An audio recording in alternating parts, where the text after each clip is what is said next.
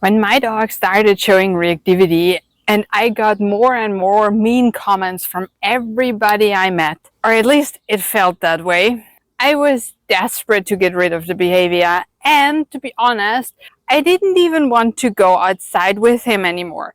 Tell me in the comments if you know the feeling. What I didn't realize right away though was how much this made me learn about dogs in a very short time. I'm sure if this experience hadn't been this painful, I wouldn't have thrown myself into learning this intensely, and I wouldn't be where I am today. But I'll tell you about that a little bit later.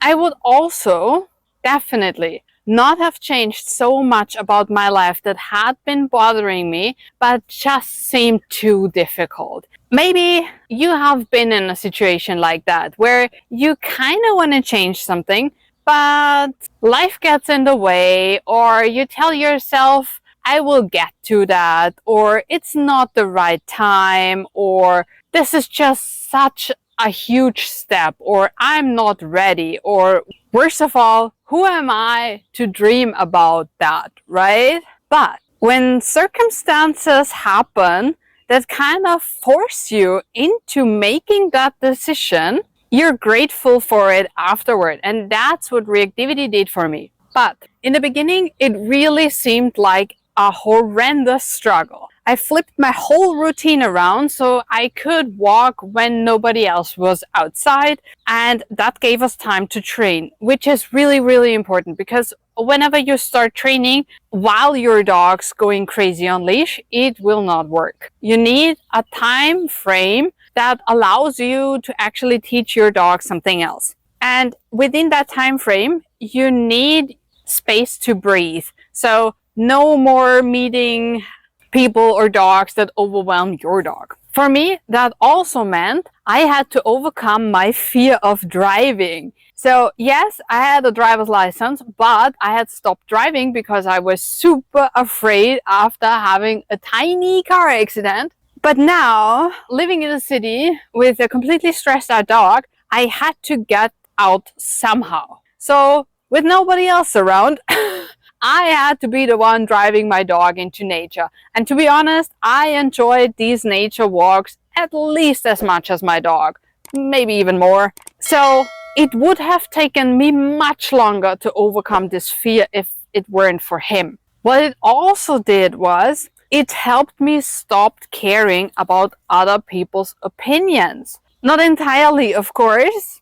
I think that's almost impossible. But it let me build confidence and even have compassion for everybody who called me names and was mean to me because my dog was reactive. Because I realized that the way they were acting, they were just as reactive as my dog. Now, I can't know that for sure, but I like to think that most people are actually nice, right? So they don't mean anything bad by the things they say. Maybe some do, but some just say something because it bubbles out of them, right? Same as the reactivity just bursts out of our dogs. And I already told you that I started learning very much in a very short time. And one of the most game-changing things I learned was that reactivity doesn't come from dominance like we hear on TV or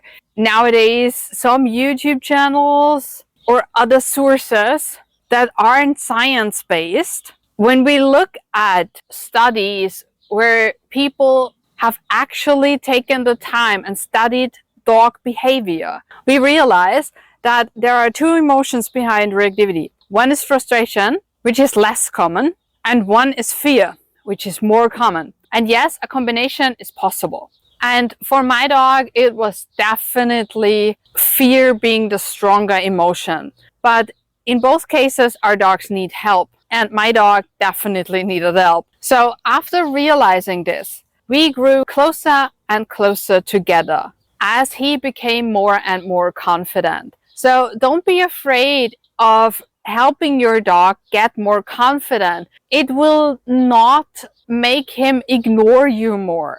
It will just deepen your bond and your connection. So that impacted me so much that it sparked my passion to help dogs with their emotions and their guardians with understanding them, so that they could just both increase their quality of life, just as Sammy and I did. So I did my education and became a trainer. By the way, if this is something you want too, and you're not quite sure how to get there and you don't want to do it all alone, rather have somebody by your side really supporting you one-on-one, feel free to book a call with the link in the description. Pick your favorite date. Let's just chat about it. It costs you nothing. There are no strings attached. Let's just see what I can do for you and if it's the right fit. If not, no worries. Take a few tips home. And if it's the right fit, we'll get started with training. And finally, even after we tackled the reactivity, I decided to take this thing one step further. And we got out of the city and into nature. This was something else that I probably wouldn't have done without him. So I used him as my excuse for something that I actually wanted, probably way more than him.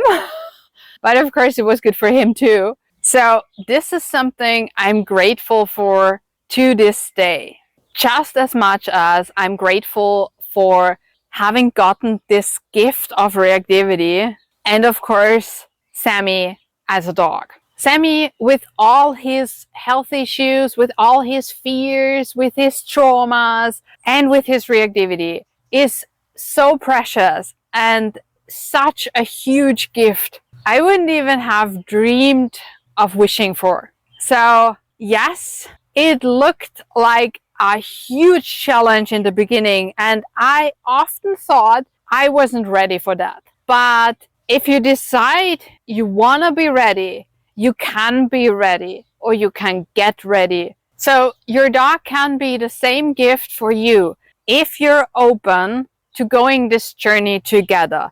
It is your decision. And yes, there is a first step in your leash reactivity success story, and that is this.